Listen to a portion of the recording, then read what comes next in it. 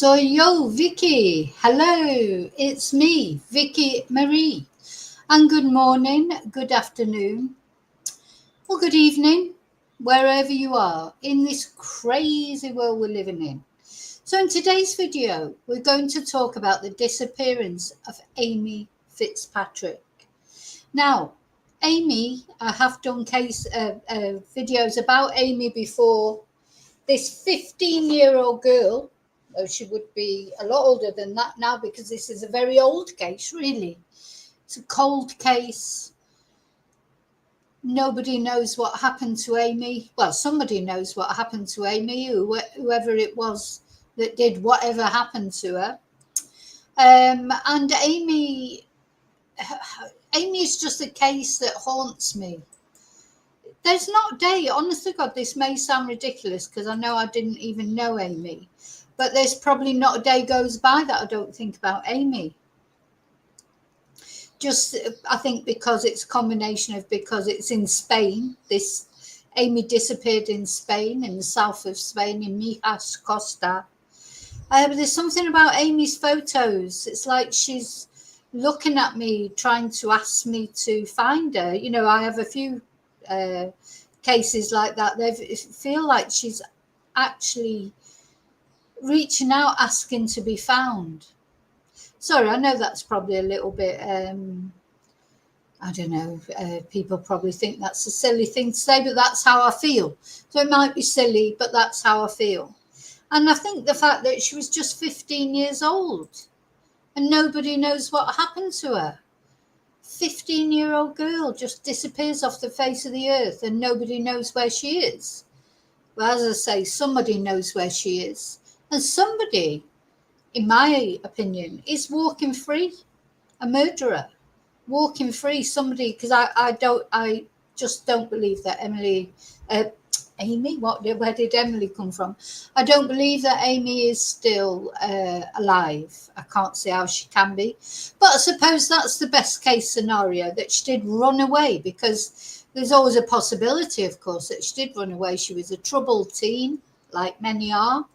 You know, she was a typical 15-year-old girl. She didn't like living in Spain. She wanted to go back to live in Ireland, where she was originally from, with her dad. She lived in Spain, in Mijas Costa, with her mum Audrey, her stepdad Dave, and her brother Dean. And that's another story, because Dean, her brother, only just over a year, I think, the age difference between them, he's no longer on this planet either. And he was killed by Amy's stepfather in Ireland, but supposedly it was an accident. You know, they got into an altercation. Dean apparently walked onto Dave McMahon's knife and died. So Audrey, poor Audrey, has lost 2 children while she's been with the stepfather, Dave McMahon. And really, Dave McMahon, you know, there is no evidence that Dave McMahon did anything to Amy. He did do something to Dean, though supposedly it was an accident. But there is no evidence. And if Dave is innocent of doing anything to Amy, he spent a lot of years in the shadow of having suspicion cast on him, which is not good, is it? So this is, I mean, you know, it's one of those cases. There's a lot to it. I've got a lot to go through. Might be regular breaks. So make sure you've got plenty of provisions if you're interested in Amy. I hope you are. Thank you for caring about Amy. Because we've seen recently, you can never think that cold case will never be solved. Cold cases do get solved. And there's no reason why Amy should be any different. Now, I'm not sure what's happening as far as the Spanish police are concerned. As far as Amy's case is concerned, I know in the beginning they were trying very hard to find Amy. Who knows what stage the case is at now. But I am going to contact them. I'm going to try and find out what is happening. Do they know anything? They won't tell me anything, probably. They rarely do they? But, you know, just to at least see where the case is at the moment. Is it still an open case? Or have they just sort of given up on it? Or are they, I don't think the Guardia give up on things, really. Just other things take priority, of course. That doesn't mean to say they're not still open to finding out what happened to Amy. Okay, so first of all, I just want to say thank you to everyone. A special thank you for caring about Amy. Sometimes these cold cases, people do forget. And it is up to us, really, to keep these people in our, well, not only in our mind, but in everyone's mind, to not let them be forgotten. Not only the family, obviously, I'm sure Amy hasn't been forgotten by her family, but you can get forgotten by the rest of the world, can't you? Hi, Lee. So that's what we're going to talk about. So first of all, I just want to say thank you to everyone. Thank you for watching. Thank you for liking. Thank you for subscribing. Thanks to all people that send me super stickers, buy me coffees, PayPal me, email me. I haven't been on my emails, I just want to tell you. So if you have sent me an email in the past couple of days, I probably haven't read it. So calm down. So yeah, so thank you. Oh, just one sec. I'll be back in one sec. Excuse me.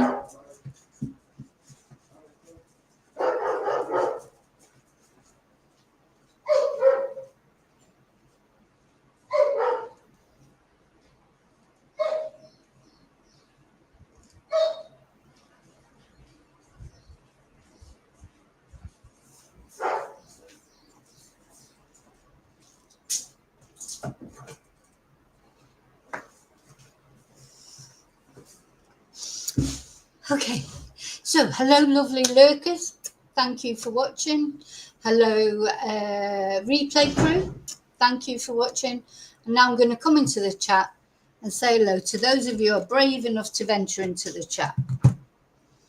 Hope you're all well this morning. It's very hot here again, here in Spain. I'm in Spain. That's why I have an interest in this case of Amy. It's 31 degrees. It's only 7 minutes past 11 in the morning. Very hot, very hot. Okay, hi Tracy, hi Lily, hi David, hope you're better. Hi Daniel, hi Miss Lee, hi Annie.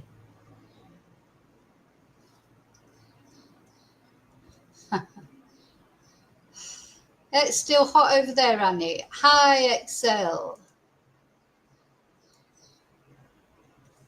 Okay, so we're talking about Amy today, so we'll stick on theme, please. So, because Amy deserves our attention, our full attention, okay? So what we're going to talk about, well, I'm going to give you a background to this story of Amy, and then we're going to look at quite a lot of videos and things. We're going to see a mum and stepdad speaking, both before when Dean died and after when Dean died.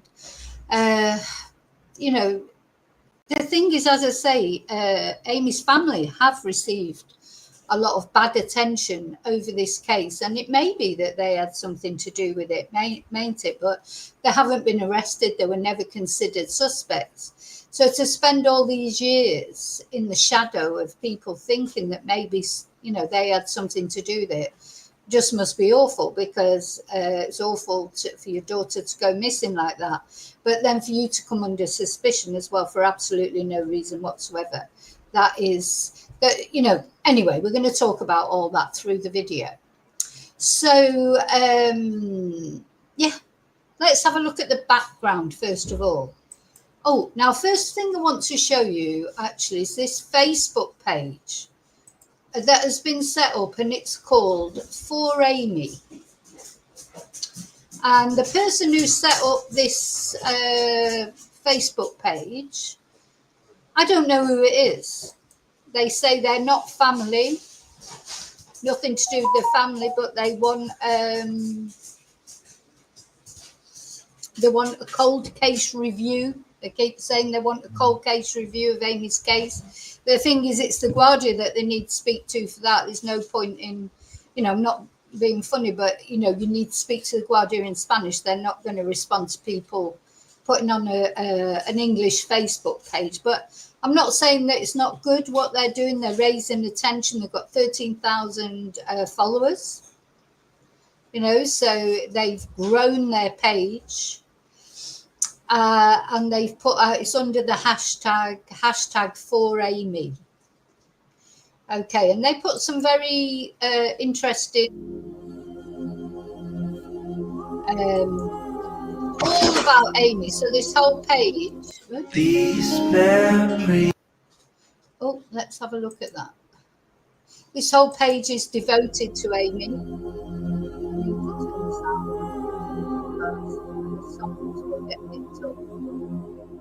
YouTube. They have a lot of photos, videos. They've done some AI as well, so sometimes it's hard to know whether it's AI or actual video footage. So apparently Amy, oh, look at there with her freckles. Apparently Amy was a typical teenage girl.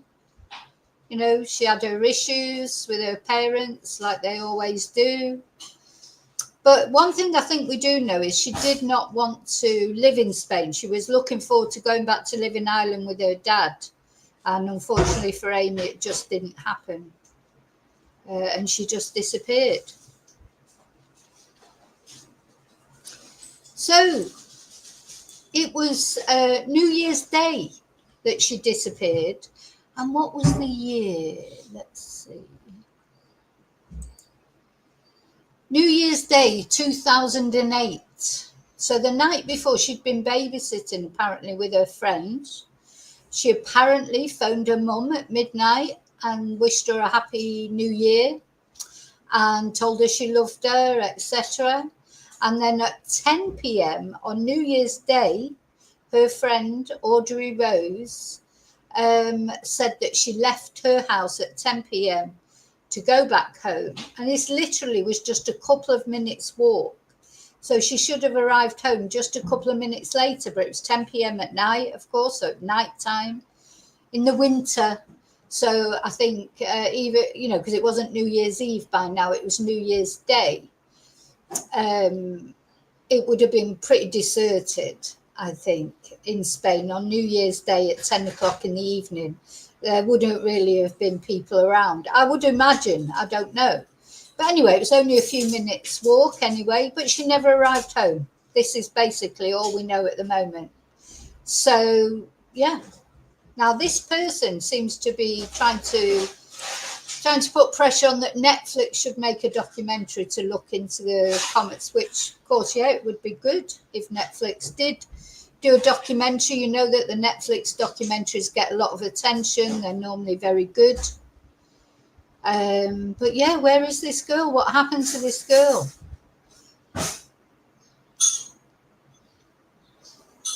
Did she run away? Did foul play befall her?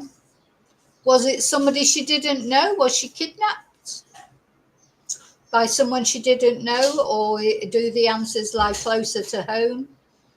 You know, nobody knows. Now, this person, I made a comment on this because Tony King, do you remember we did a video about Tony King, who was the British rapist and serial killer who was finally caught. He murdered young girls.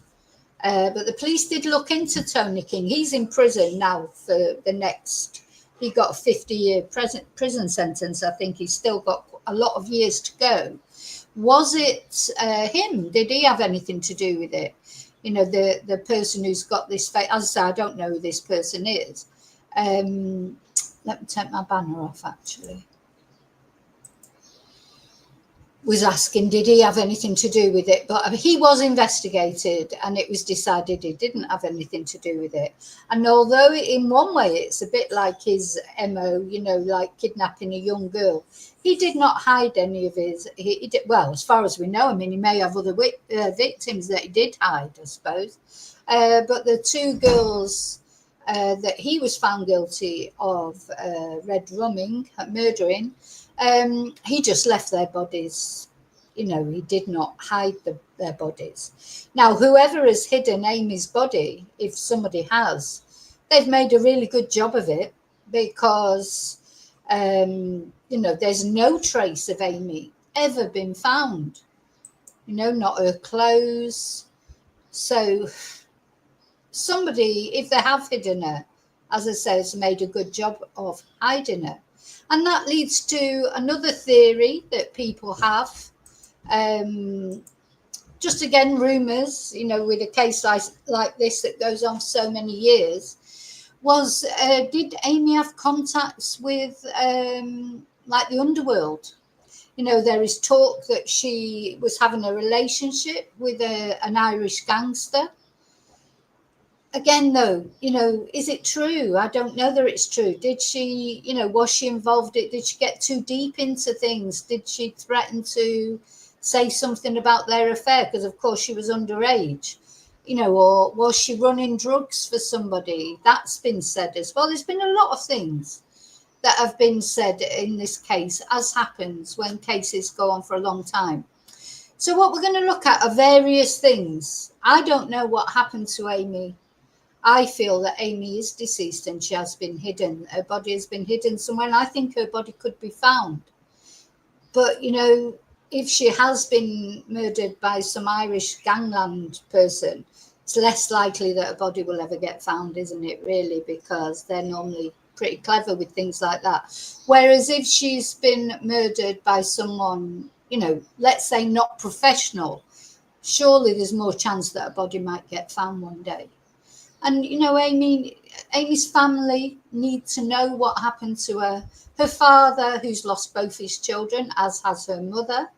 Her auntie, who makes appeals. Now, there are two sort of camps in this. It's not a joint effort to find Amy by Amy's dad and his aunt and her auntie, combined with Amy's mum and her stepdad. There's a definite separation of camps there for whatever reason. Thing is, people's private lives, you don't know what's going on, gone on, etc. I'm just telling you how it is. I'm not saying that I know why that is, or that one side is right and the other side's wrong. The only thing that counts is Amy, of course, isn't it? But it's always very sad when families can't get together to find their loved one because of other things that are going on in the family, isn't it? It's always very, very sad.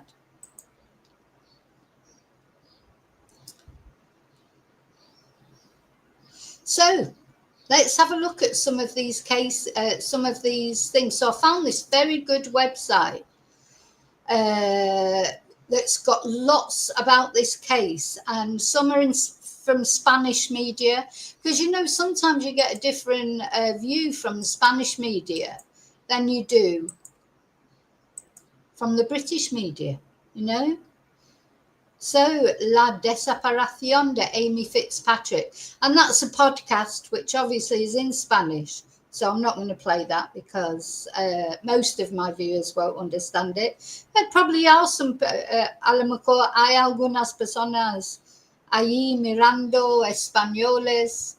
Bienvenidos a mi canal, welcome to my channel. I know that some Spanish people watch, or Spanish speakers watch and put subtitles on, they try and use my podcast to improve their English. And I hope, that's good. The more people watching, the better, whether they're Spanish, English, wherever you are. Because the thing is, maybe the answers lie in the Spanish community. And I quite often say this, the problem is when British people go missing in Spain, or something goes wrong in Spain, and people make appeals, it's only getting to half the population. The answers could lie in the Spanish community. Somebody Spanish might know what's happened to Amy. Somebody Spanish might have done something to Amy. Not that they're going to, send me a message and tell me, I suppose. But they might know something. I would imagine that Amy, she went to school in Spain. She was probably integrated with Spanish people. She probably spoke Spanish. Her and Dean probably both did. So she would have known Spanish people too. And there may be Spanish people know something about Amy. And don't forget, that's the advantage the Guardia has got. They will talk to Spanish people as well as British people. So it's not all about British social media. The Spanish social media or mainstream media is important in any case where somebody goes missing in Spain. Imagine someone going missing in Britain and the Spanish trying to solve it, from Spain. They'd have to involve British people who knew, talk to British people as well. So it's important that we don't just look at one side of everything. So there she is again, Amy. So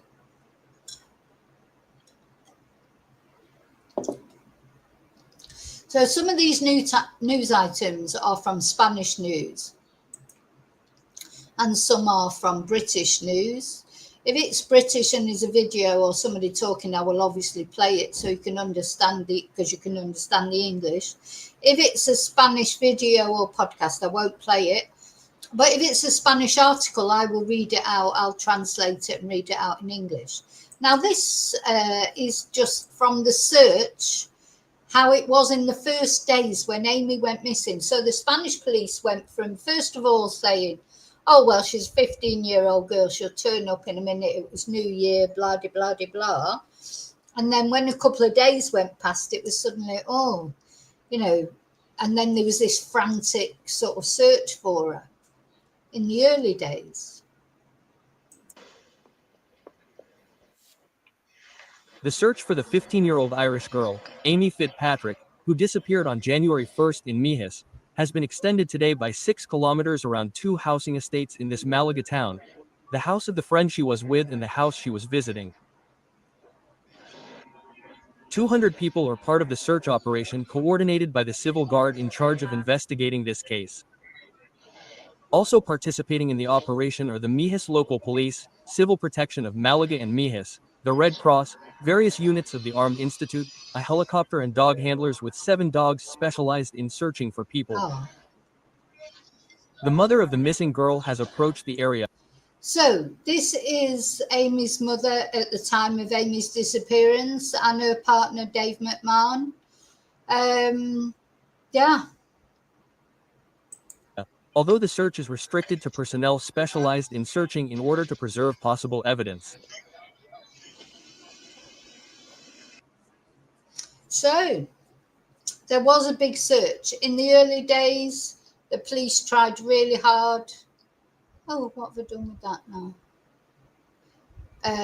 The police tried really hard to find Amy, but no luck. So, of course, the friend's house that she left from, that would have been searched, because did she leave that house? Of course, that would be probably the first thing the Guardia would be thinking, did she ever leave that house? Because obviously the friend said she did, but so that Now this is in Spanish. How long is it? Let's see. Yeah, there's no point really in me playing this because it's in Spanish, so I won't play that. Let's play this. Now, this is her auntie.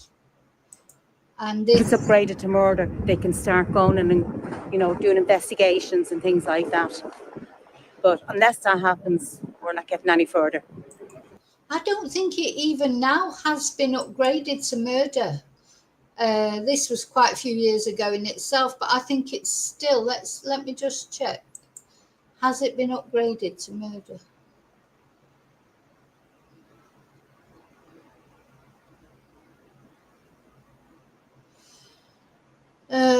No, I don't think so. I don't think it still has been upgraded to murder. So, of course, that makes a big difference to resources, etc. See, at the moment, Amy's case is archived. So it means that they're not looking on Amy's case and haven't been looking on it for years. But it needs to be upgraded to murder. And this is what I'm trying to get done now. If it's upgraded to murder, they can start going and, doing investigations and things like that. But unless that happens, we're not getting any further. So I'm just hoping that will happen. I don't think people realise she's an Irish citizen. And it's up to our government to do something about it. they've done nothing for Amy. You know, and at the end of the day, she is someone's child, and she happens to be my brother's child. And I will fight. And my brother, unfortunately, he's not able to do it, but I'll do it. Oh. So I do believe that Amy's dad is quite poorly and has been for some time. So Amy's auntie has sort of taken over the mantle. Let's have another look at this. Another At the end one. of the day, she's a little girl.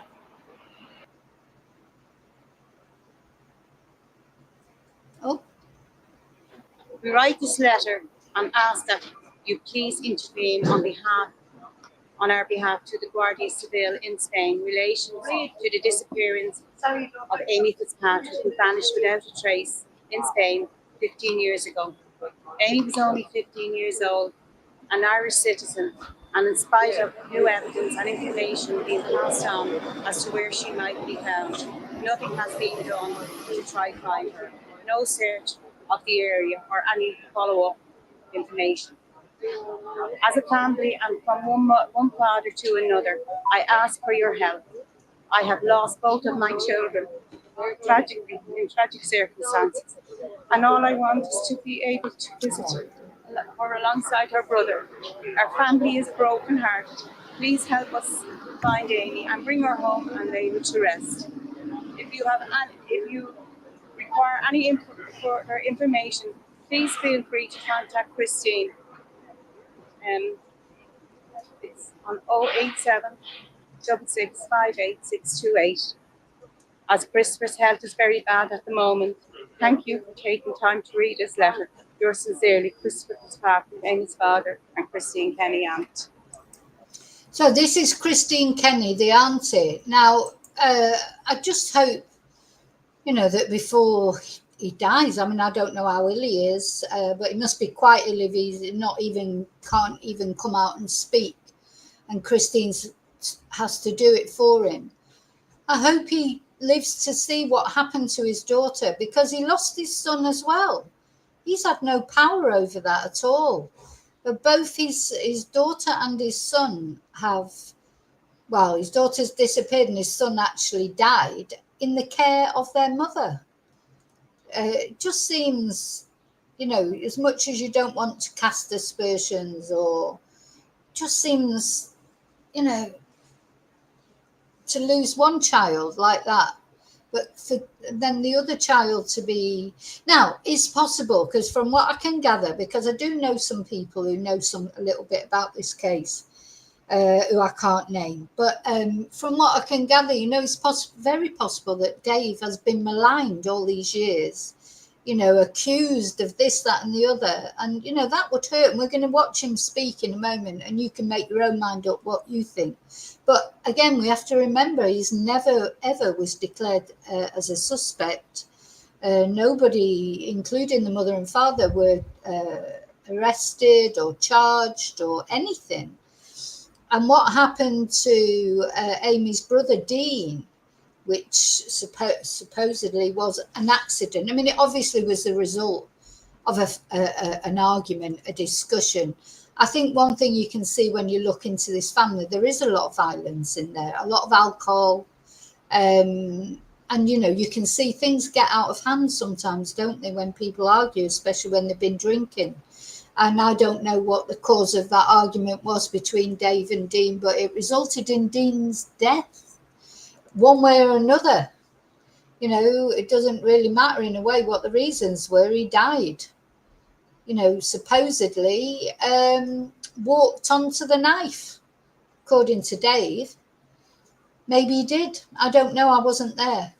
Anyway, Dave has served his time for that offence, whatever he was. I think probably was manslaughter, was it? Or on the grounds of self-defence or something like that. It definitely wasn't charged with murder. He did some prison time and he's come out of prison. But it's not Dave's first rodeo either. Dave has got a reputation for violence. Just very recently, he was supposed to be in court accused of attacking an elderly man. But the elderly man did not turn up to court. Probably terrified. You know, so there's definitely some violence in this family.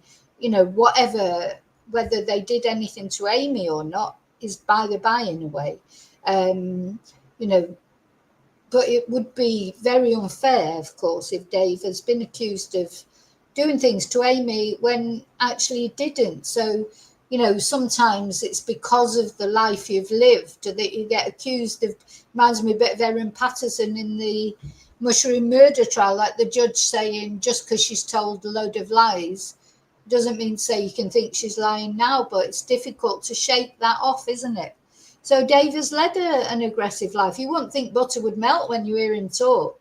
Very soft-spoken. Doesn't come over as an aggressive man at all. But of course, that means nothing, does it? The office of Township, and when we spoke to her, she actually said that we know all about that, which was very, very disappointing to hear that from the Taoiseach secretary. And we only want to promote Amy to get her out there, to get her found. Nothing less, nothing more. We just want to bring her home. And if she has passed, to give her a proper Christian burial with her brother Dean. Because there seems to be new information, so.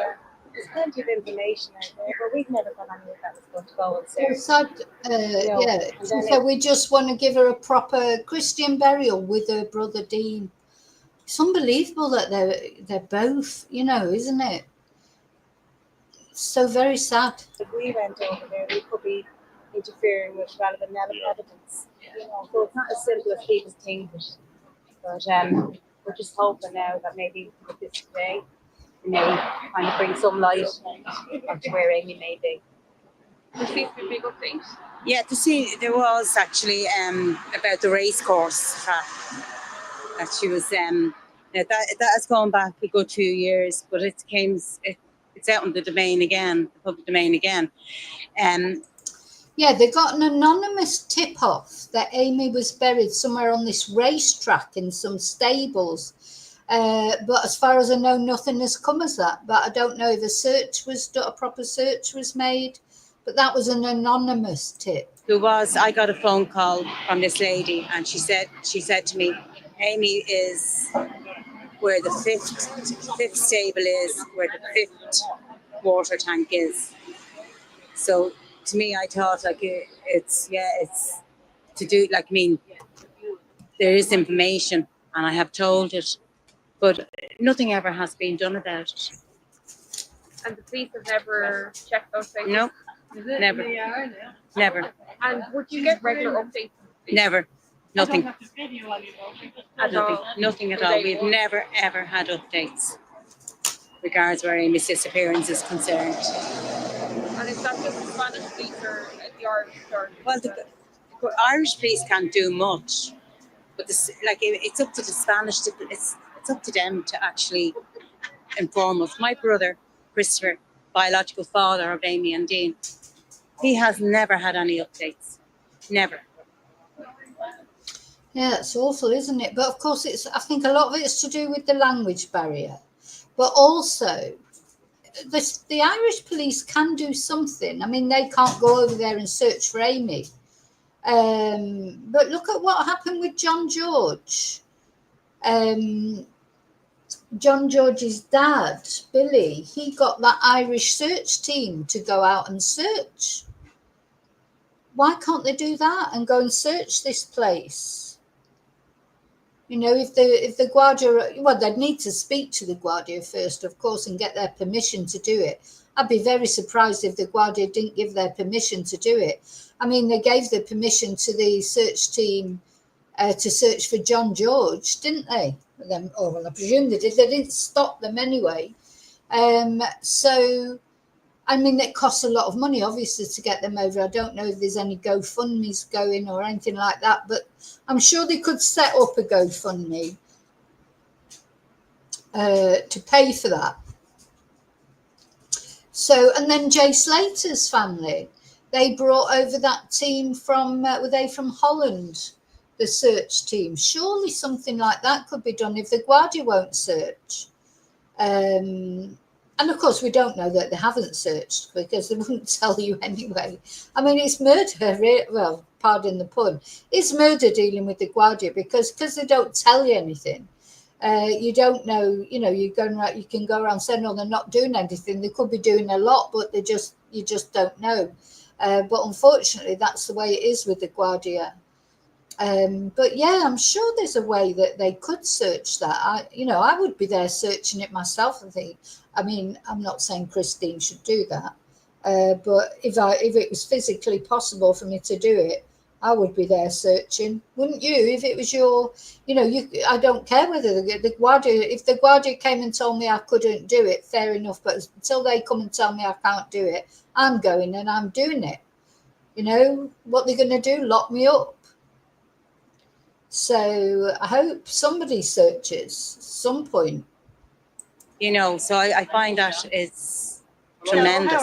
But I'm going to keep the fight going as long as it takes, regardless of any situations. I will keep it going for Amy that she's found. So hopefully it'll be in my lifetime. I hope so. Gosh, it's awful, isn't it, to not know? Just the not knowing is worse than anything, surely. So, yeah. Right, let's have a look now at Dave and Audrey speaking. Now, this is an interesting interview. I don't know if they're going to strike me for copyright. Don't care, really. But it's very interesting to hear them actually speaking and see Dave. And this first interview was done before Dean died. So Dean was still alive now. Can we go back to the very beginning of the timeline when Amy actually disappeared? She was babysitting on New Year's Eve and she was to stay another night the next day. The New Year's Eve, basically, they were working, they were babysitting. Our friend's mother's son. She rang me just after 12 o'clock, which is the rule always in our house, from my mother to us, to all of us. You always have to ring at 12 o'clock and say Happy New Year's Eve. And she rang me and said, Happy New Year's, ma'am. Love you. Don't drink too much. And I'll see you tomorrow or the next day. And you never did? No. That was the last time I spoke to her. It was well, it would have been into New Year's Day. It was about 12:10. Now, how long before the alarm was truly raised? Because now, I could be wrong, but I think they had a bar there. I think that's what they were doing. I think so. But I could be wrong. If anyone knows I'm wrong about that, let me know. But I think they had a bar. So I think there was a lot, there's a lot of alcohol in this, a lot of drinking. This is what happens. People come to Spain. If they drank a little bit before they came to Spain, they drink a lot more when they get to Spain. And, with alcohol, of course, arguments happen, don't they? So it's I don't know what happened to Amy. All I know is supposedly she left her friend's house.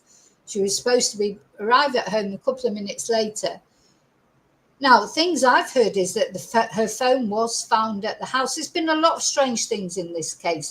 I don't want to cast aspersions on Audrey and Dave because there is no evidence. They have never been considered as suspects. So I do feel that if there was real evidence, I do feel that Guardia would have picked up on it and would have arrested them. Because the Guardia aren't daft, do you know what I mean? So just makes me wonder, and it's just what somebody was saying to me the other day, the person that, as I say, that I know that knows a little bit about this case. Maybe Dave was used as a bit of a scapegoat, blamed, when maybe it's somebody completely different. Could be somebody like Tony King, some random person, because Amy, she was a very tiny thing. So she'd be easy to kidnap. I mean, that's the brutal truth. You could pick her up and put her in your pocket practically. She's tiny. So she wouldn't have been difficult to kidnap. If sometimes things happen, people just in the wrong place at the wrong time. And Amy may have been abducted by somebody she didn't even know. Or she may have been abducted by someone she knew. I mean, most people are killed by someone they know. The percentages are off the scale, aren't they? It must be 95% of people, if not more, are murdered by people they know in some form or another. But there's always that other 5%. Teenagers are teenagers. Oh, They can God, be out and about doing all sorts of things. Well, I didn't even ring.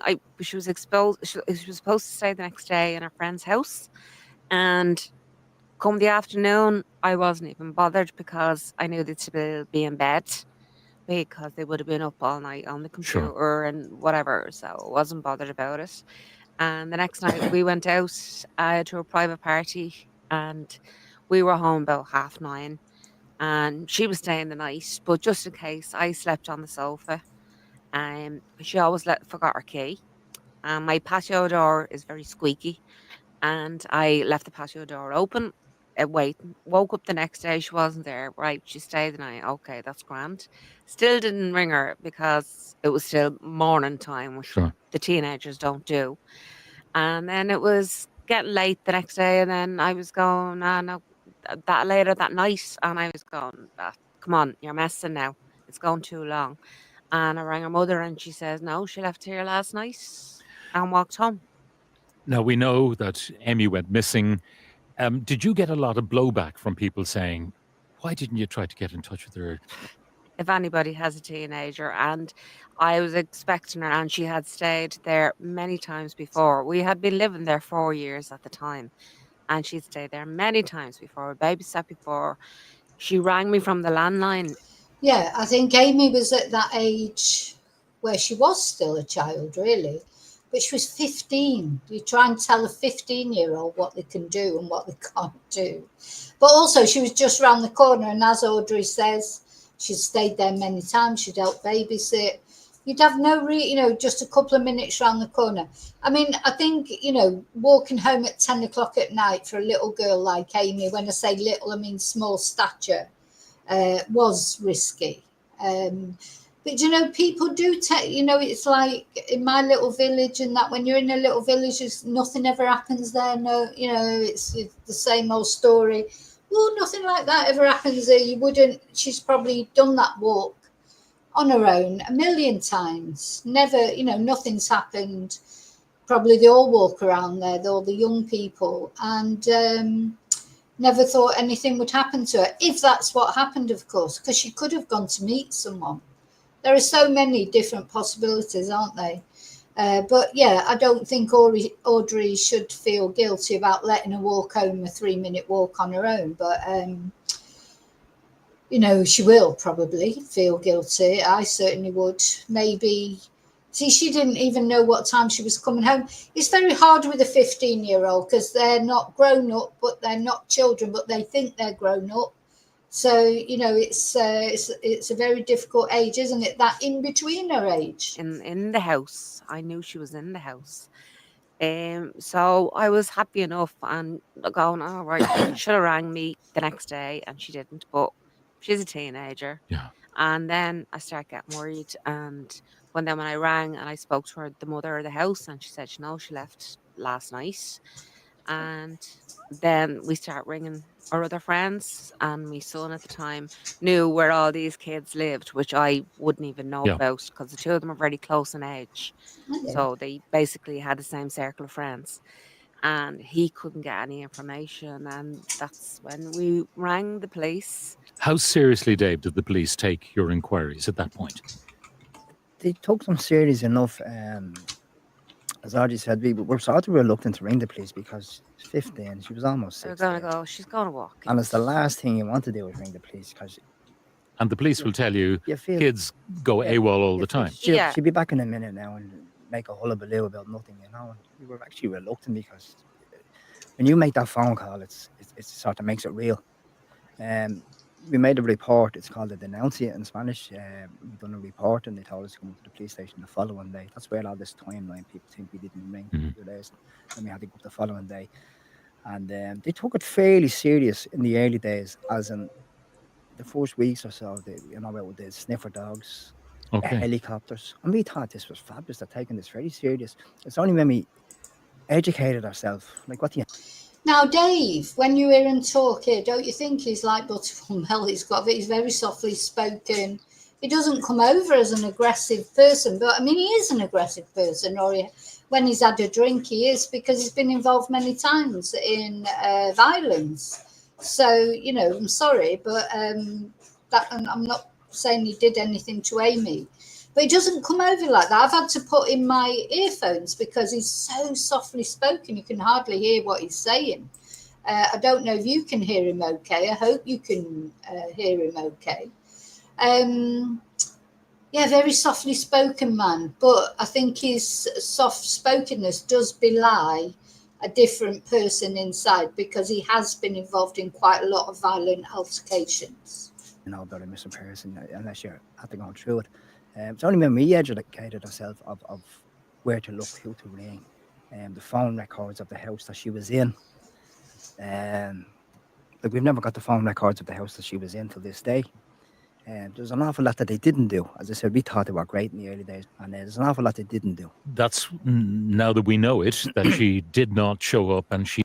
No, it's very heavily edited, this interview, I think, quite often edited. I mean, Dave seems to make eye contact with the guy who's interviewing them. I think he's quite a famous Irish media person. I don't know him, but you know, he seems to make eye contact with him. It comes over as very sincere, doesn't he? But do you know that I'm not saying that means he is sincere or he isn't sincere. I don't know. I don't know what happened to Amy. And yeah, what happened in the house where she was staying, you know, and what do the police know about that? Did she even leave that house? You know, I'm not casting aspersions on them either. I'm just going through all the possibilities. You know, if you look at a case from the outside, you know, I'm not on Dave's side or Audrey's side or anybody, or the friend of Amy's side. I'm not on anybody's side except Amy's. So you just go through all these possibilities in your head. And, you know, this is when you really wish you had that superpower where you could read someone's mind. Because as I say, David does come over sincere. But is he, though? You know, I don't know. Only he knows that, and possibly Audrey as well, of course. He never did. She was never found. No one knows what happened to her. But their initial search seemed enthusiastic, shall we say, to try and find this girl who was missing. Much. It's like we all watch the movies and whatnot, and you see people going missing, and it's only when it knocks on your door. You know, when you see a helicopter, a Guardia Civil helicopter over your house, it's surreal. Even to this day, when I see a helicopter, my heart skips a beat. We still look at helicopters when they come over the house, you know, and even yesterday, because we're so close to the border, you'll get the army helicopters flying over, because we live in Leitrim now. And even, and I know it's stupid, but I still look out when I see a helicopter. I still, to this day, do we looking, is it that helicopter? Is it a news helicopter? Is it the rescue it's what's helicopter? called it's a trigger for you. Yeah, all the time. Yeah. Now, when it was confirmed that she was missing, and when a child 15 is missing for weeks, it becomes deadly serious.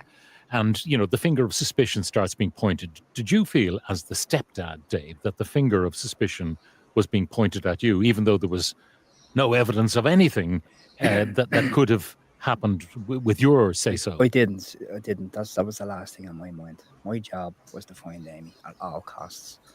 We didn't know what day of the week it was. We didn't know what. It started off with hours missing, days missing, weeks, months.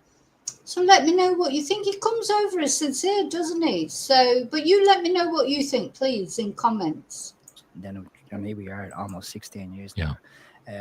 No, that was a lot. Maybe people were pointing the finger and sure, look, you know, the Guardia, when we did interviews with the Guardia Civil, we were basically witnesses. We were never suspects, ever. Audrey was never, because they knew your movements. We knew. We told them everything we did that night. Everybody knew where we were that night. We had so many people. What kind of responses did you get to the fact that she was a teenager? Some of the imagery online, the pictures we all saw, she maybe came across a bit as a wild child. She was like our mother, yeah. She was a wild child, yeah. And we all were. Yeah, so there was a lot of furore at the time, because Amy was a little bit of a wild child. To me, it seemed like she was someone who, you know, quite often happens, and especially happens in Spain, I think, because young people get a lot more freedom in Spain, I think, because parents don't think anything can happen here. You know, like things that you wouldn't let your 15-year-old do in the UK, or even your 8-year-old or 9-year-old or whatever, because you'd be worried about what they might do in the UK. If you think, oh, it's Spain, it's fine, it's safe. It's not, as you know, it is safe.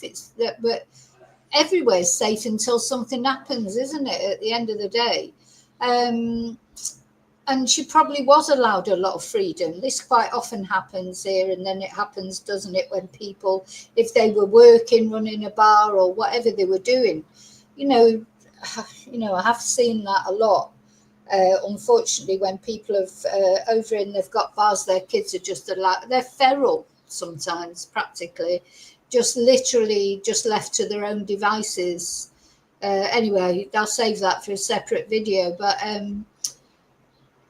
having said that, at 15, Amy won't have been easy to control, will she? She'll just done her own thing. So there's a big furore at the time that a lot of the media were portraying Amy as this sort of wild child. And maybe she was, maybe she was having a fling with some mafia Irish gangland person, that rumours were spreading about that as well.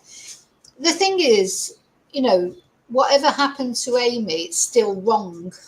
Whether she was a little bit of a wild child or not, whether she was having a fling with some gangland person, that doesn't make it right what happened to her. She's 15 years old. The person who's responsible for that is not Amy. The person who's responsible is the person who did whatever they did to her. And if some mafia person or some gangland boss was having an affair with a 15-year-old girl, well, they're a piece of shit, aren't they, basically? It's not Amy, it's them. Amy's a 15-year-old girl. So anyway, but it's interesting what it said, because what had happened was Audrey had put a photo, that when the police asked for a recent photo of her, she gave them a photo of when Amy was at a fancy dress. She'll tell you about it in a minute. Dressed as a schoolgirl, like quite a sexy sort of look. And so, of course, you can imagine the Sunday papers, especially at that time. I mean, they're a little bit better now, but they're not that much better, are they? Those were the times when, they didn't care about anything. They made a big thing about that. 15-year-old girl dressed as a schoolgirl going to I can't remember if it was a Halloween party or some sort of party. And Audrey will tell us in a minute, with hindsight, she wishes she hadn't given that photo out. But she didn't give it out because it was a saucy photo of Amy. She gave it because it was the last photo she had of Amy, or one of the most recent ones. And that backfired, thing is, people will always judge. And, the mainstream media, they can criticise social media as much as they want. But they're disgusting, their clickbait headlines, etc. They're the worst, in my opinion. Anyway, let's see what she's Did you get blowback on that account? In the beginning, because of the latest photograph I had of her was when she dressed up for Halloween, the October she went missing. Yeah. And she was dressed up as a schoolgirl. And she was going to a private party with no drink with our teen friends. And there was a lift there and a lift back. And they were just dressed up. I mean... Yeah. And that is the image, though, that persisted then, because it was the last image. But I was just panicking. I needed to have the latest photograph of her. And looking back, well, not even looking back, why shouldn't I put that up? Sure. She was out for a party, not drinking, with her friends, on a totally non-alcohol night. We're here, Pat. We're doing this 16 years now, and I can talk for myself, and Argie's well able to speak for herself, but Amy's not here to speak for herself. And a lot of the tabloids have crucified Amy and myself and Audrey and Dan. One of the reasons for doing the book. The worst thing to happen to Amy, the better for the tabloids. Yeah. And we know that now, but we didn't know it in the early days. I do think that's an interesting thing that he says there. The worst thing that might have happened to Amy, that's the best thing for the tabloids. Because they get a better story that way, don't they? It's true, that, isn't it? It's like, you know, the tabloids, they're all there sort of, oh, you know, poor Amy, what happened to Amy, blah, blah, blah. But really, they're loving it because they've got a good story to talk about. You know, and it's true what he says. Still can't decide about Dave, you know, he's... anyway, we'll see. Let's hear him out. I'm just going to go and get a drink and have a bathroom break. She turned up in 3 days. It's not a story. Oh no. The worst thing to happen is better for the tabloids. So we're realist, but Amy hasn't got a voice at the minute, but we have a voice. Now, because you're so familiar with Spain and the whole environment there, when it was clear that she wasn't coming back anytime soon, I mean, when a teenager goes missing, it could be anything. They could go AWOL, or there could be some other maybe nefarious explanation as to why they go missing. I don't know. Well, you're hoping. I'm still hoping all these years later that she ran away, but we know she didn't run away. No. That's our hope, is that she's on a yacht somewhere, living the high life. I'm not giving the monkeys about it. I mean, that would be the most optimistic scenario. But the second most optimistic was that she was abducted and perhaps is living as a slave somewhere. That's the thought that enters my head every single day. I deal with missing parents, their families, anyone, not just children, all the time. And it's always the basic thing. If you go back you can go back 50 years, it's always somebody they know. Yeah. It's always somebody they know or we know. Now, the impact on any parent or step-parent of a child who goes missing is pretty profound. I talked to you around that time. To what extent were you falling apart? Oh, God. Turning to alcohol, suicide, nervous breakdowns. The whole lot. Been there, done that. Not being a holy Joe or anything like that. But God, for some reason, wants me to stay alive. And I have to believe it's because I have to find Amy. Because for some reason, even though I want to, I don't want to walk this life, but I'm still doing it. Dean and Amy were close in age, as you say. What impact did it have on Dean? A year and 11 months between them. Dean was devastated, absolutely devastated. And he begged me, because there was so much media. I mean, the reporters chased him up the street in Spain, like literally chased him. And he was frantic. And he couldn't go anywhere. He couldn't do anything. And that's when I relented and let him go back at 18, which was the March after Amy went missing, to go back to Ireland, because I knew that all my family there would be there for him to protect him. How did his behavior change after Amy's departure? He was very, very depressed, very frantic. He was one person that couldn't give out our poster. He couldn't look at our photograph. When he went up to go to bed, he shut our bedroom door. He couldn't look in our bedroom. Both our doors were right beside each other, and he used to shut the door every night. And unfortunately, Amy had a cat, Millie, and he used to sleep in Amy. So she used to stand outside the door and scream at the door so she could get into Amy, even though Amy wasn't there. So I used to open the door, and then Dean used to come in and he used to close the door because he couldn't stand to look at it. So it was like a carousel, basically, in the house. Now, the tragedy was compounded when Dean was killed. And Dave, it's in a sense, it's down to you, because you were actually sent to prison for this. Will you explain what happened? I won't go into too many details because it's still very raw. Even though it's X amount of years ago, it's still very raw. We had an altercation on the night, and Dean pulled a knife at me. And I think you know the rest. It's still very hard to talk about. I was charged with murder. I was acquitted of murder. I offered a plea of manslaughter, which they didn't accept. I was found guilty of manslaughter. What I would like to say, not that it makes a whole lot of difference, is I was charged and convicted of the recklessness of producing a knife, and that's the stabbing.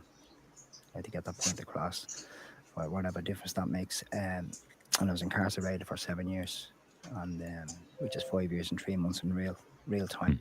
I've done it to the day, and even though prison isn't a nice place, it was nothing compared to what happened and what I have to live with every day and what Audrey has to live with every day, and I'll carry that to the day I die. What was the prison experience like for you? Met some interesting people, some good and some bad. Met some interesting people, I'll bet he did. Now, I'm just so glad that I've had a chance to do. I've been wanting to spotlight Amy. This case is so important, this young girl. So important that she's not forgotten. And thank you all for caring about her enough to watch this video. And I hope, you talk, if you can, talk about it with other people, share the video, because somebody might know something about Amy, just somebody. She's got to be found one way or another. She can't be just left out there like rubbish somewhere. Where is she? She deserved better than that. She deserved a life. She never got a life. And she deserves it. Now, whether this man's had anything to do with it or not, I don't know. But it did have something to do with Dean dying. But then that could have been an argument, because I expect this has been, horrible for this family. And Dean, as the brother, he would have, probably been suspicious of Dave because he'd want to know what happened to Amy. Something happened to her. So maybe that was the source of many arguments between them. Anyway, it's not uncommon for someone to argue with their step-parent, is it? So, who knows? And again, drinks involved, drugs are involved. I'm not saying drugs were, I don't know, drink was definitely involved. Arguments escalate, don't they? They get out of hand. Everybody knew me. Their words, not mine, a high-profile prison, so everybody knew me, that made it a bit more difficult, I suppose. I kept myself busy, educated myself, open university, was out in the gardens doing stuff like that, I never wasted really much of my time. You had a battle with cancer? The cancer, while I was incarcerated, I found a lump in my throat, and I went through... Yeah, so he suffered from cancer, Dave. Well, he's still alive. Throat cancer has got a good recovery rate, hasn't it? So I presume he's in remission now. Of course, that's one good thing about being in prison. He would have very good health care, wouldn't he? So, yeah, I wonder what they're, how things are going for them now. I mean, how do you survive with a missing daughter and then your son dies in those horrible circumstances? It's hard, isn't it? 7 weeks of chemo and radiation, and I'd have to only commend the doctors in St. Luke's, the doctors and the nurses, and they were fabulous.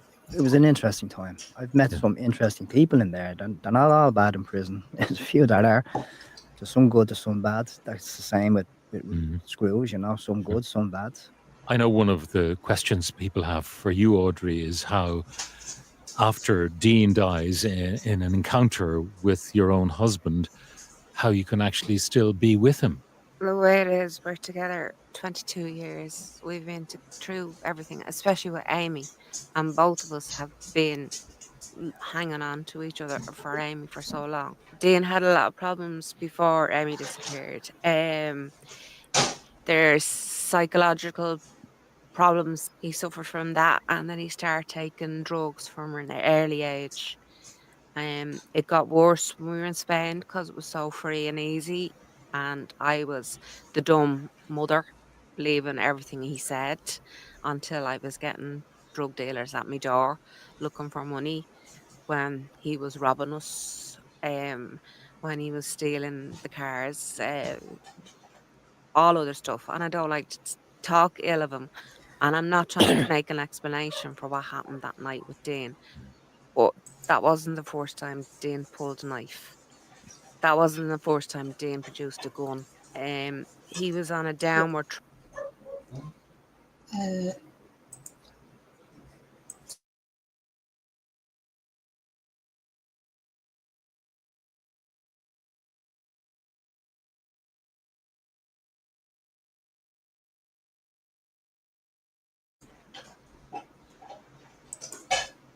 track for a long time, and he was such a softie, but when the drugs took over. As many people know, there's nothing you can do, and But then it just turns. What was your So that's interesting, isn't it? What she's saying there. So she's saying that Dean had all these problems with drugs, etc. Drug dealers at the door.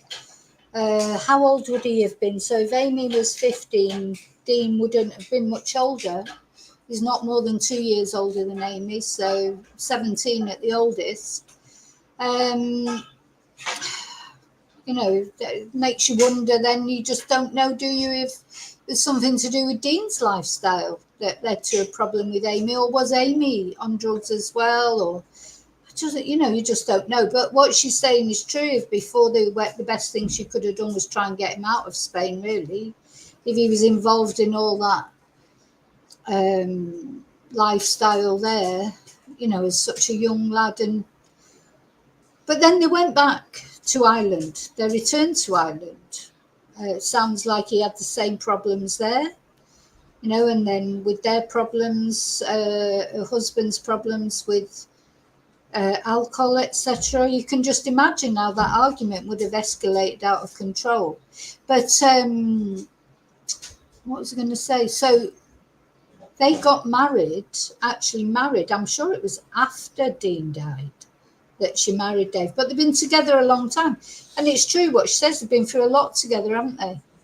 They've been through a lot together.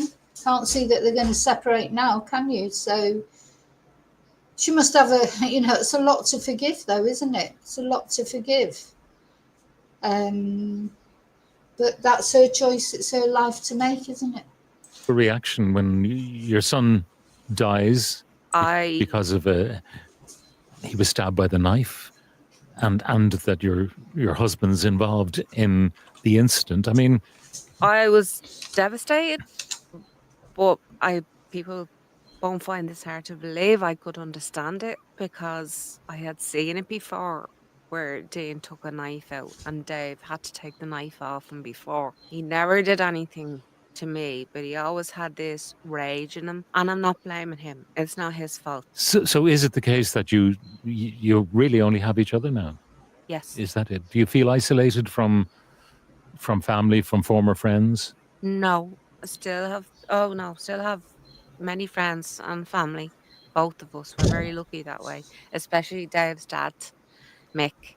He's my other father, or I do call him my other husband, because I'm sick telling the two of them what to do and when to take their medication and when to go to the toilet, basically, but he's the love of my life apart from him. We have 2 dogs as well, and they keep us very much sane, Yeah. because you have to get up in the morning and bring them out for a walk and things like that. I'm just wondering, after all you've been through, how... The dogs, so there's always a dog, isn't there? There's always a dog. The dogs that keep it. So it sounds like he doesn't have any children of his own, like it from other relationships, because obviously both those children, Amy and Dean, were not his children, biological children. So I don't know why. I thought this interview had been done before Dean died, but it's not. It's after Dean died. both of you are coping? Sometimes the hardest part of the day is getting your head off the pillow. I find exercise does it for me. Audrey finds the 2 dogs. She'd probably be dead without the 2 dogs, 2 little Jack Russells. While I was living in the house while Davy was in prison on my own in Leitrim, and which wasn't obviously where I'm from, and then COVID came in, so I was basically more isolated. But I know people think I'm stupid saying this, but the dogs, I have to get up and feed them. I have to get up and clean up. I have to get up. If they weren't there, I basically would not get up out of the bed every day. I just wouldn't bother. Yeah, no, we don't think you're stupid. We understand that. I think most of us on this channel understand how dogs can help your mental health. So today, how are you? You battled with the drink, alcoholism. You battled with the feeling that you wanted to end it all. Yeah. And you live with the what ifs about Amy all of the time. And maybe there are questions you ask, if you could have handled Dean differently, would you have had a better outcome, a better life? It's always if. It's always if I had done that, if we'd have done that, if I'd have said that.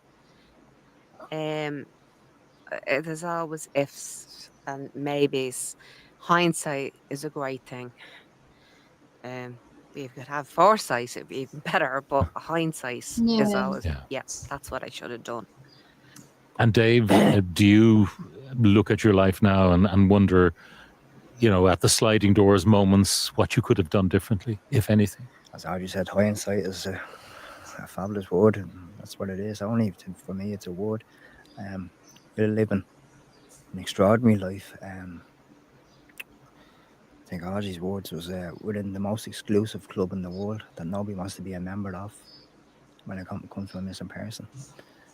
Prior to 2008, we had it all. We had the money, the property, the houses. We had the champagne lifestyle, I suppose. To what we've been through now in the last 16 years, it's been very difficult. But we're still doing it, We're still. Yeah. And the question of whatever happened to Amy, I mean, I mentioned it.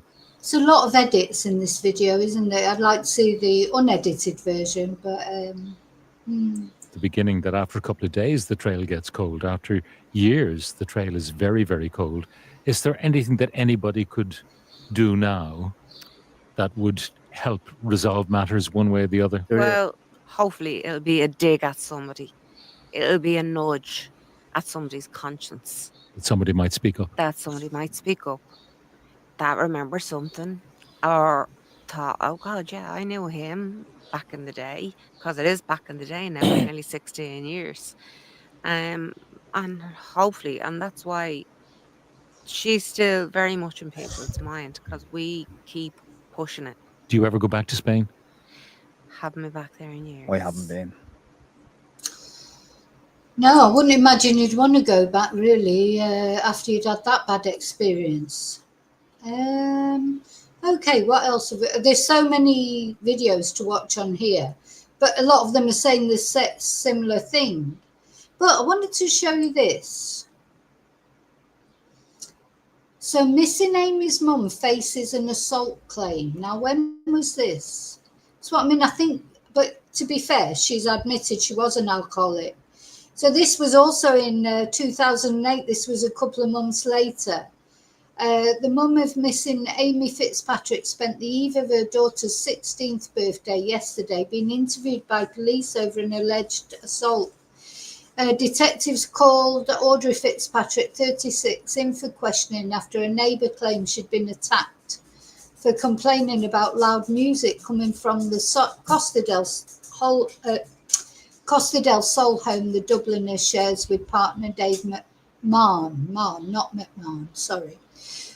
So local newspapers reported she refused to turn the music down and allegedly struck out following a row.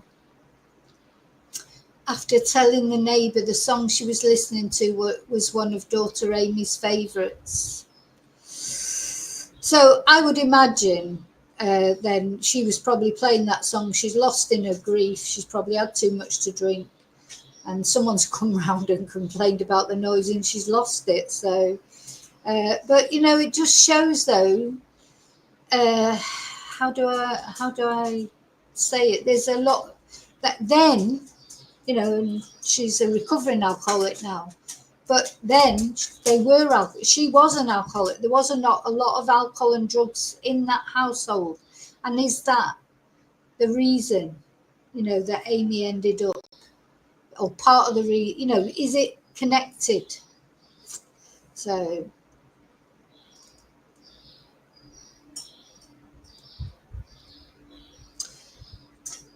sorry, I'm just flashing through the. So last night, Mr. Ray said that although Amy's older brother Dean, 17, had organised tonight's party, their mother was unlikely to go. She's very upset because her only daughter will be turning 16 and she isn't here. She had been thinking of having a party for her, and at the moment she's very, very upset. So now she said in that interview she hasn't been to Spain for years, and that interview they said it had been 17 years. Well, now we're in 2025. So Amy has now been missing you know, many, many years. She went missing in 2008. You know what I'm like with. So she's 17 years now missing, is she? Oh, somebody tell me how many years between 2008 and 2025. So that's 12, 17 years, isn't it? So earlier this week, Dave Mann returned from a trip to the Moroccan port of Tangiers to hand out posters with Amy's picture on them. The city is just a 35-minute ferry ride from the southern Spanish port of Tarifa. I've been to Tarifa. Mr. Ray said there was no lead pointing in the direction of Morocco, but it was something Dave wanted to go and check out. Suppose you'd want to check out every possibility, wouldn't you? And tonight, Amy's friends will gather at a bar in a shopping centre near to her home to mark her 16th birthday. And one of her best friends, Kim, said they'd been planning to have a joint birthday party as they turned 16 within 2 weeks of each other. We had been planning to do something together and invite all our friends, but I don't know what I'll do for my birthday now. Now, I thought Amy was supposed to be going back to Ireland, wasn't she? Anyway, there's so, oh, that was a picture of Dean, wasn't it there? Now you can see on this page that Clara Tiscar has put together, and thank you to Clara for doing that.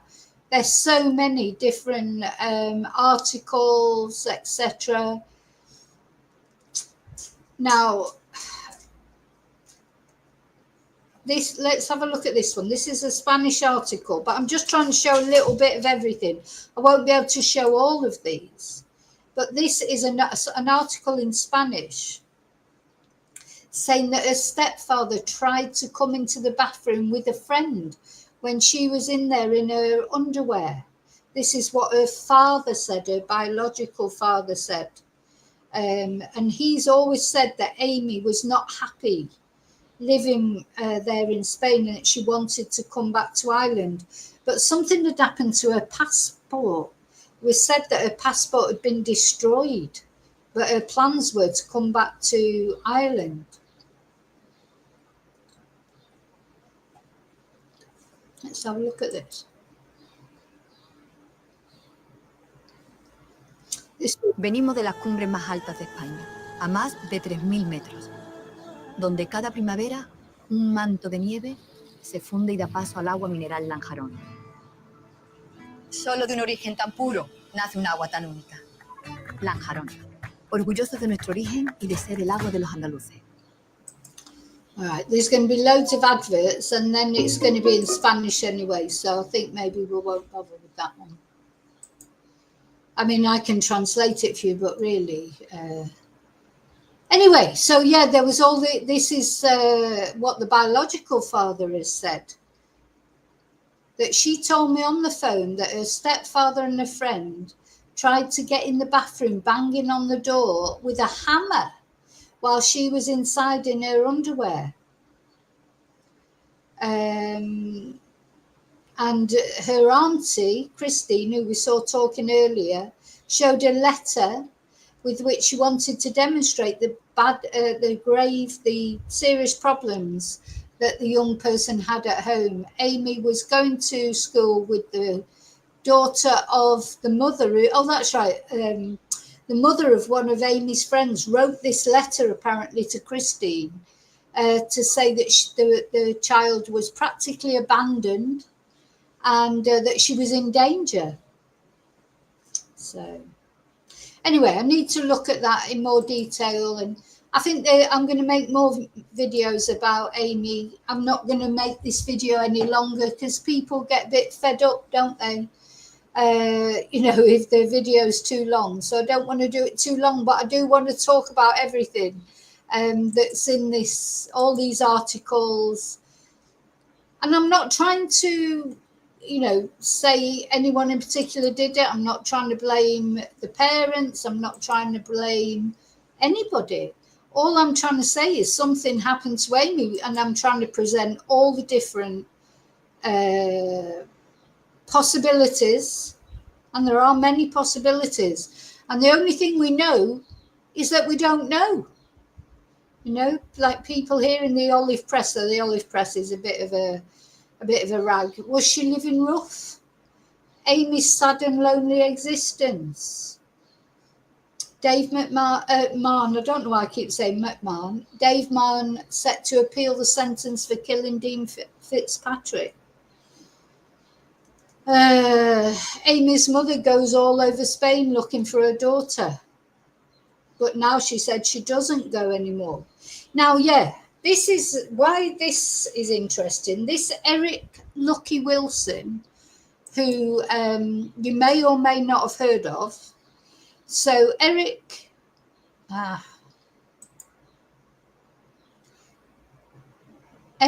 Lucky Wilson. Now, this was in 2010. He's the man who reportedly, but allegedly and not provedly, knew Amy. And he is, I don't know if he's in prison at the moment. I'll have to Google him. Where is he now? Anyway, he was, this guy, Eric Lucky Wilson, he's supposed to be the one, if anybody, that was having an affair. Let's have a look with Amy. Again, allegedly. You know, a thing is, rumours spread, don't they?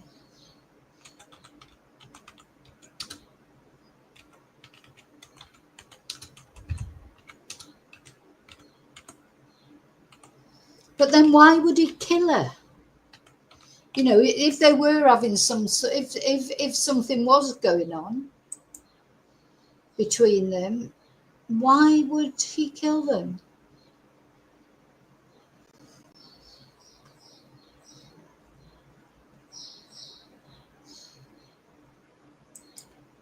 Here it's saying Audrey Fitzpatrick was hoodwinked into thinking a hitman murdered her daughter.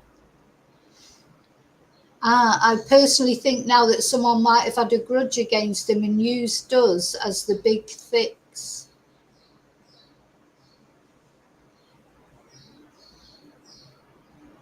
She now concedes that Eric Lucky Wilson did not murder her 15-year-old daughter. So do you see how this case is? It's all, you know, it's crazy, isn't it? It's one of those cases with so many, you know, twists and turns. Where's the truth? Now, there was one other thing that I definitely wanted to show you.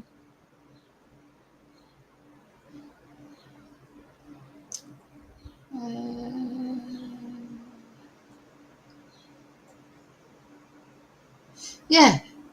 Explosive claims that a teen girl missing for 15 years was paid to go on drug runs by 2 Brits. You know, so this is something else that she's been told. Oh, and then this, I want to show you. So if you know anything about Irish sort of gangland, you know, the Kinahan family are very notorious, aren't they? And apparently they helped, though, to raise money for Amy, to find Amy.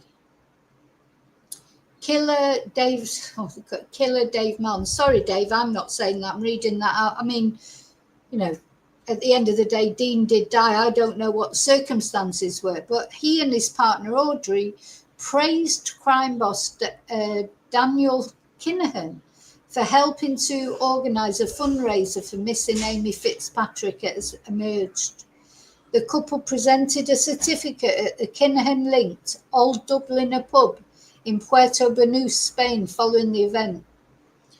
A 20-kilometre walk from Puerto Banús to Alveria took place on September the 18th, 2011 to help raise funds, and in a certificate of praise, the couple thanked staff of the pub for taking part. And Daniel Kinahan is the son of international crime boss Christy Kinahan. And Miss Fitzpatrick has remained with her husband, Dave Mahon, despite his conviction for knifing to death her son Dean Fitzpatrick in 2013. He was given a 7-year sentence for manslaughter. He is out now.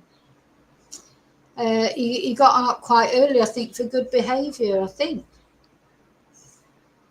So he claimed that father of one, Mr. Dean Fitzpatrick, walked into the knife he was holding and his death was an accident. But the prosecution case was that Mom was drunk, angry and agitated, and he stabbed his stepson before fleeing the scene and leaving him to die from his wound on the street. And Dean's dad, biological dad, Christopher Fitzpatrick, said the death had taken its toll on him and he had since been hospitalised due to stress. So basically, it's all a very sad story, isn't it? It's a very sad tale. You know, just one of those where you don't know what to make of it. So many different suspects. You think, will the real suspect ever be found, or will they find justice in this world? State my hair. Sorry, it's just so hot and I've got the fan blowing on me and everything. My hair's gone all weird. Yeah, you know, I think now really the thing is just to find Amy. It's gone beyond about, you know, so, I mean, it'd be good if someone's found accountable for what happened to Amy, but they'll find their justice in the next world, one way or another. But it is important, I think, that Amy's just not left wherever she is, that she's found her father has the peace of mind to bury her, you know, with dignity before, you know, he passes on to the next world. So anyway, let me know, as always, what you think in comments. It's a hell of a sort, you know, on first view, you look at this case. I remember the first time I saw about this case, I just thought, oh gosh, isn't that awful? You know, a young girl, 15, going missing in Spain. And then the more you dig into it and you see all the ins and outs of it and everything, and then about Dean dying and just then is it to do with the stepfather, or is it to do with the Irish sort of mob? You know, is it some stranger that just took Amy? You know, just so many twists and turns, and we just don't know. Yeah, and we don't know. Dean might have been involved in Amy's disappearance for all we know, mightn't he? We just don't know. So I just hope one day Amy's found. That's it. This girl, she was 15 years old, and she may not have been an angel, but she was 15 years old and she hadn't even got started with her life, and she deserves better. So I'll see you all really soon in the next video, and until then, may your God go with you. Thank you.